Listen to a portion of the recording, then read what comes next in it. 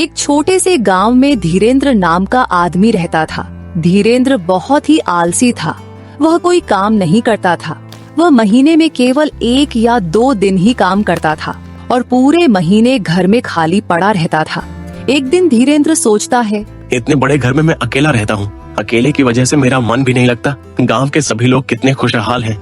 बस एक मैं ही हूँ जो फटे हाल जिंदगी जी रहा हूँ। पता नहीं कब तक ऐसे ही चलता रहेगा। क्यों ना मैं भी शादी कर लूँ। अगर मैं शादी कर लूंगा तो मैं भी अपनी पत्नी के साथ हंसी खुशी अपनी जिंदगी बिता सकूंगा। मुझे अपनी शादी के बारे में राकेश चाचा से बात करनी चाहिए। फिर धीरेन्द्र अपने चाचा के घर चला गया और चाचा से बोला, चाचा, अब अकेले रहते रहते मैं थक गया हूँ। मैं सोच रहा था अगर तुम मेरी शादी करवा दोगे तो बहुत अच्छा होगा। लेकिन धीरेन्द्र, तू कुछ करता तो है नहीं। 1 दिन काम करता है और 4 दिन घर लेटता है। धीरेन्द्र बेटा, मेरी एक बात ध्यान से सुनना। जो लोग घर बसते हैं उन्हें मेहनत मशक्कत करनी पड़ती है और मेहनत मशक्कत तुम करना नहीं चाहते, तो फिर ऐसे कैसे काम चलेगा।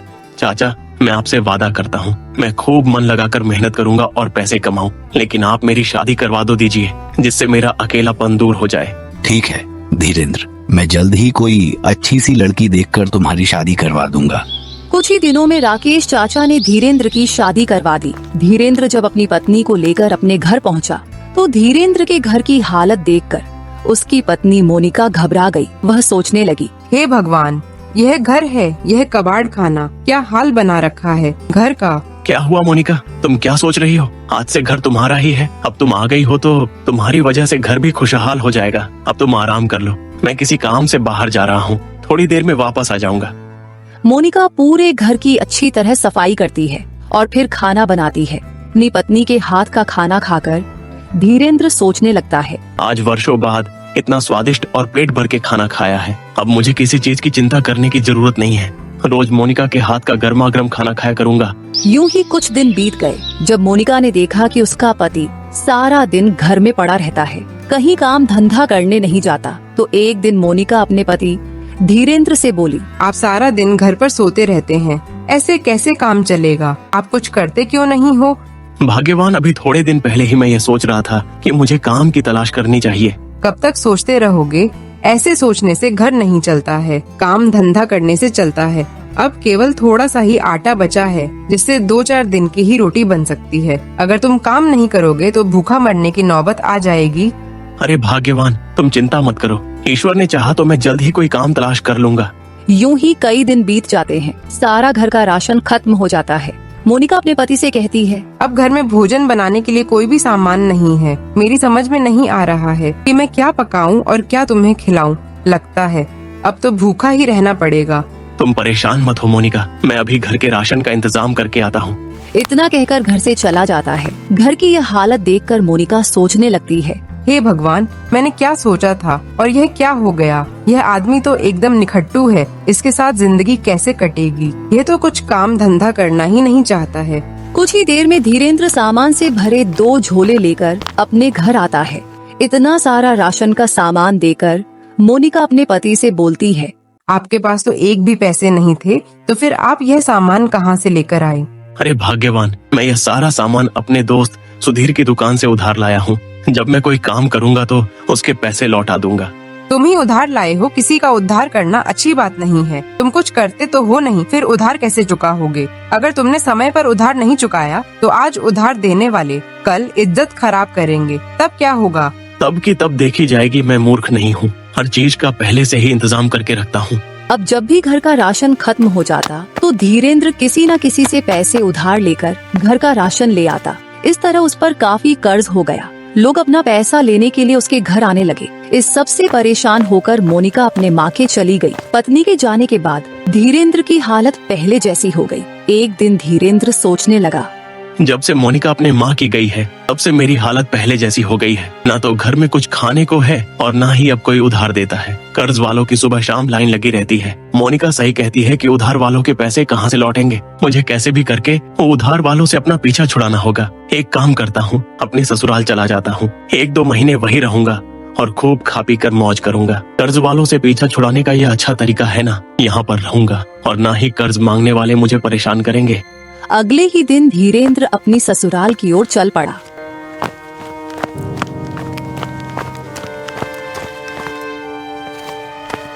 चलते चलते वह बहुत थक गया। पैर में बहुत दर्द होने लगा है। थोड़ी देर इस पेड़ के नीचे आराम कर लेता हूँ, वरना ससुराल पहुँचते पहुँचते तो मैं मर ही जाऊंगा। फिर धीरेंद्र कुछ देर के लिए उस पेड़ के नीचे सो जाता है। कुछ देर आराम करने के बाद वह अपनी ससुराल की ओर चल पड़ा।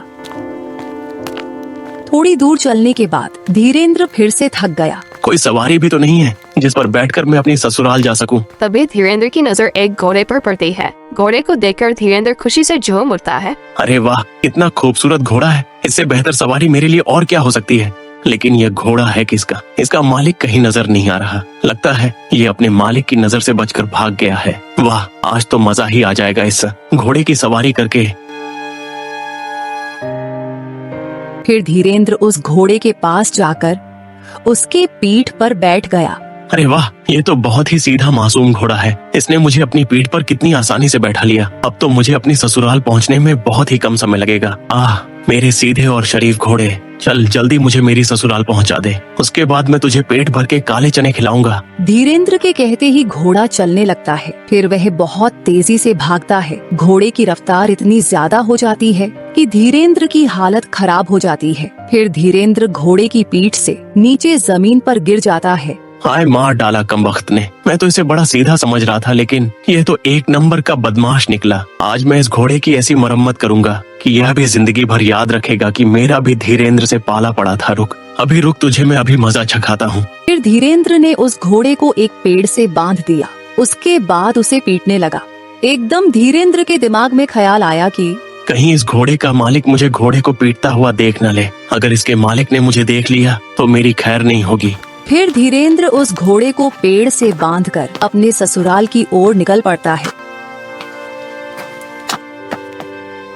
कुछ ही देर में वह अपने ससुराल पहुंच जाता है। अरे दामाद जी, मैं अभी मोनिका से आपके बारे में ही बात कर रहा था। आपकी उम्र तो बहुत लंबी है। आप बताइए, सब ठीक ठाक है ना?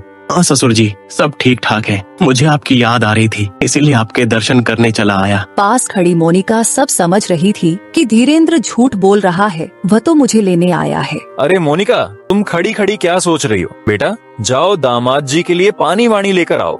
मोनिका धीरेंद्र के लिए पानी लेने चली जाती है। दामाद जी, मैं किसी काम से बाहर जा रहा हूँ, 1-2 घंटे में वापस आ जाऊंगा। इतने में ही मोनिका धीरेंद्र के लिए पानी ले आती है। फिर मोनिका धीरेंद्र से कहती है, कैसे हैं जी आप? अरे भाग्यवान, मैं तो मौज में हूँ। तुम बताओ, तुम कैसी हो जी? मैं भी ठीक हूँ। आप दूर से चलकर आए होंगे, थोड़ा आराम कर लो। मैं आपके लिए नाश्ता लेकर आती हूँ। कुछ ही देर में मोनिका धीरेंद्र के लिए मिठाई ले आती है। मिठाइयों की थाली देकर धीरेंद्र अपनी पत्नी से कहने लगा, अरे भाग्यवान, तुम ये मिठाई क्यों लाई हो? मिठाई खा खा कर तो मेरा जी भर गया है। अब तो मेरा मिठाइयों की तरफ देखने का भी मन नहीं करता। धीरेंद्र की यह बात सुनकर मोनिका सोचने लगी, लगता है अब इनका काम धंधा अच्छा चल रहा है, तभी तो यह मिठाइयाँ खाने से मना कर रहे हैं, वरना यह तो बहुत मिठाई खाते थे। अरे भाग्यवान, क्या सोच रही हो? लाओ, यह मिठाई मुझे दे दो। अब तुम मेरे लिए इतने प्यार से मिठाई लाई हो, इसलिए थोड़ी बहुत तो खानी पड़ेगी।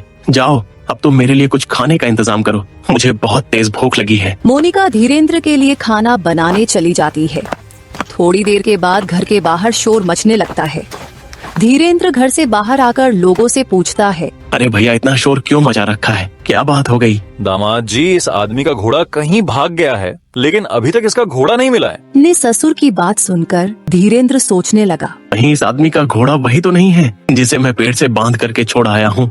पता नहीं इस वक्त मेरा घोड़ा कहाँ होगा। मैं उसे बिल्कुल अपने बेटे की तरह रखता था। आप घबराइए मत, आपका घोड़ा जल्दी मिल जाएगा। जरा आप मुझे अपना हाथ दिखाइए। फिर वह आदमी धीरेंद्र को अपना हाथ दिखाने लगता है। हाथ देखते ही धीरेंद्र बोला, तुम्हारा घोड़ा किसी दुश्मन ने गांव के बाहर वाले जंगल में एक पेड़ से बांध रखा है। लेकिन दामाद जी, आप इसका हाथ देकर इतने विश्वास से कैसे बता सकते हो कि घोड़ा बाहर वाले जंगल में पेड़ से बंधा है? वह सब तो आपको मैं बाद में बताऊंगा। पहले आप जल्दी से घोड़े को लेने जा जाओ, इससे पहले कि उस घोड़े को कोई और खोलकर ले जाए। वह आदमी जल्दी से गांव के बाहर वाले जंगल में पहुंच जाता है। कुछ देर तलाश करने के बाद उस आदमी को घोड़ा एक पेड़ से बंधा हुआ मिल जाता है, जैसे कि धीरेंद्र ने बताया था। उसके बाद वह आदमी अपने घोड़े को लेकर गांव की ओर चल पड़ता है और फिर अपने घोड़े से कहने लगता है, अरे मेरे प्यारे घोड़े, मैंने तुझे कहाँ कहाँ तलाश नहीं किया, हर जगह ढूंढा, लेकिन तू मुझे कहीं नहीं मिला। अगर मोनिका का पति मुझे नहीं बताता तो शायद तू मुझे कभी मिल ही नहीं पाता। तेरे बगैर तो यार मैं बिल्कुल अकेला पड़ गया था। वो आदमी घोड़े को लेकर घर आ गया और खुशी खुशी गांव वालों से कहने लगा, अरे भाइयों, मोनिका का पति तो बहुत ही बड़ा अंतर्यामी है। उसने मेरा हाथ देखने मात्र से ही मेरे घोड़े का पता बता दिया। अगर तुम्हारी भी कोई परेशानी हो या कोई चीज खो गई हो तो तुम मोनिका के पति को अपना हाथ दिखाकर उसके बारे में पता कर सकते हो। ये बात सुनकर सभी गांव वाले धीरेंद्र की प्रशंसा करने लगे। मोनिका भी अपने पति की प्रशंसा होते देख खुश हो गई।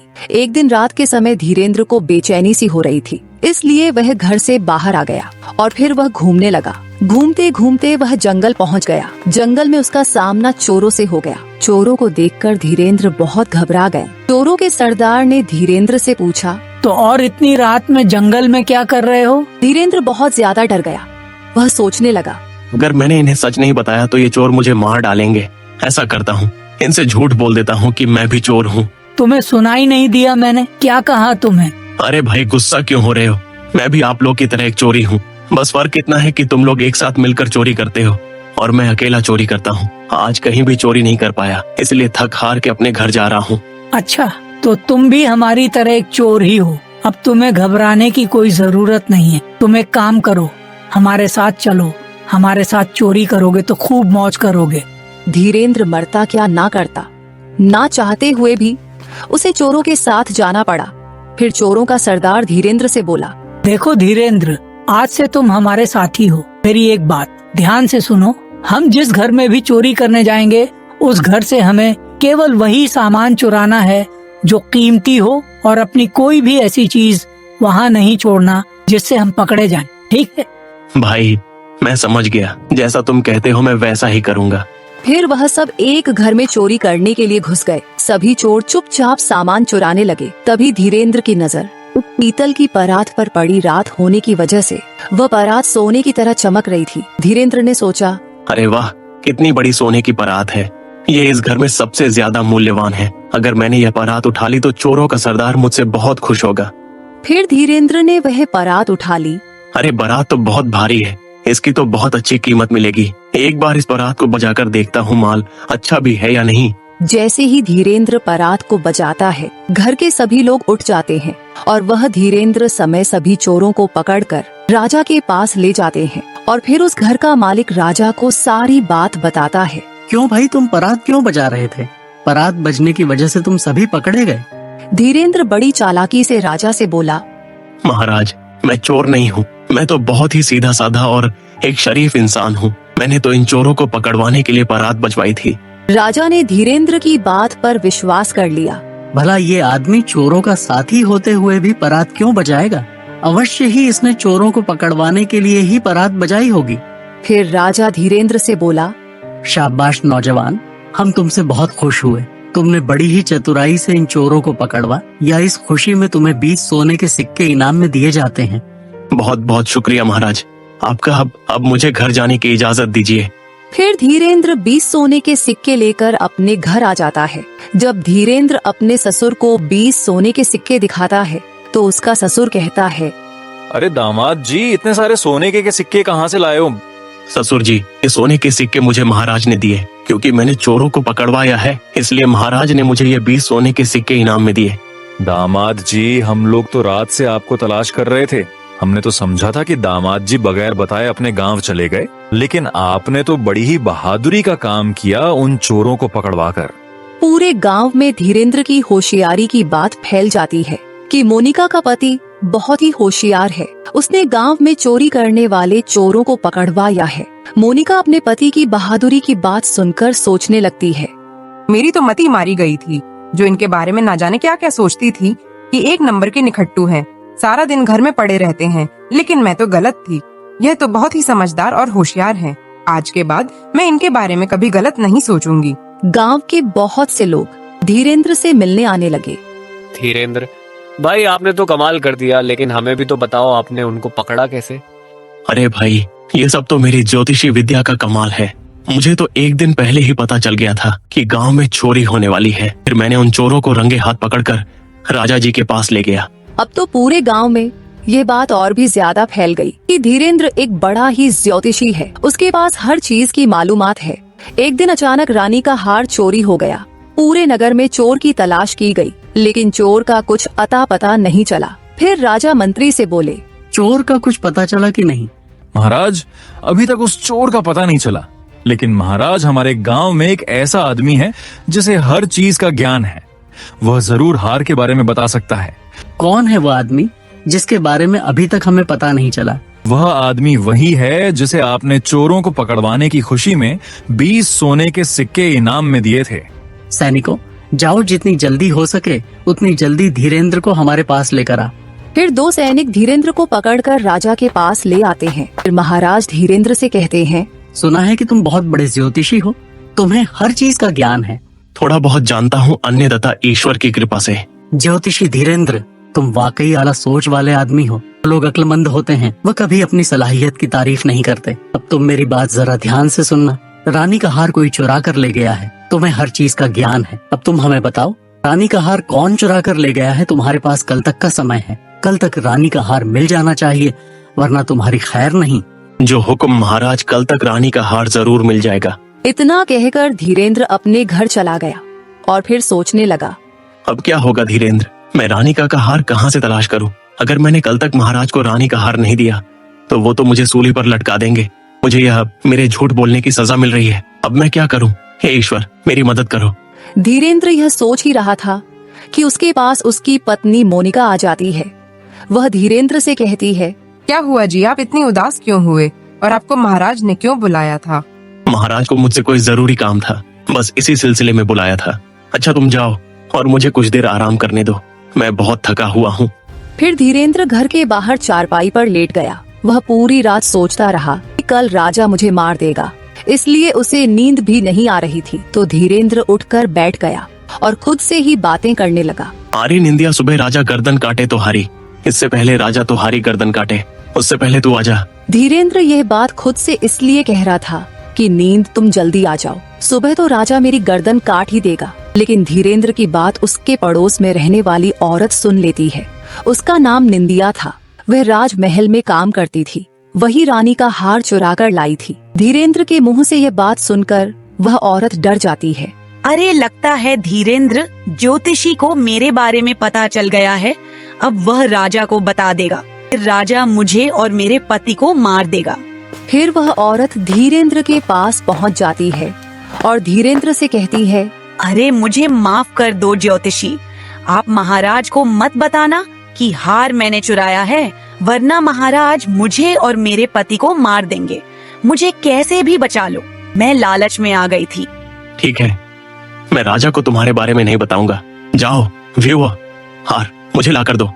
फिर निंदिया धीरेंद्र को वह हार लाकर दे देती है। अगली सुबह हार लेकर धीरेंद्र राजा के पास पहुंच जाता है और फिर वह हार राजा को दे देता है। रानी का हार देखकर महाराज बहुत खुश होते हैं। वह धीरेंद्र से कहते हैं, धीरेंद्र ज्योतिषी, तुम्हारा जवाब नहीं, वाकई हर चीज का ज्ञान है। हम तुमसे बहुत खुश हैं, इसलिए हम तुम्हें 100 सोने के सिक्के देना चाहते हैं। फिर राजा धीरेंद्र को 100 सोने के सिक्के देकर विदा कर देते हैं। अब धीरेंद्र के पास काफी धन इकट्ठा हो गया था। फिर धीरेंद्र अपनी पत्नी को लेकर अपने गांव चला जाता है और वह अपना सारा कर्ज चुका देता है। उसके बाद धीरेंद्र एक बहुत ही आलीशान घर बनाता है और अपनी पत्नी के साथ खुशी से जीवन बिताता है।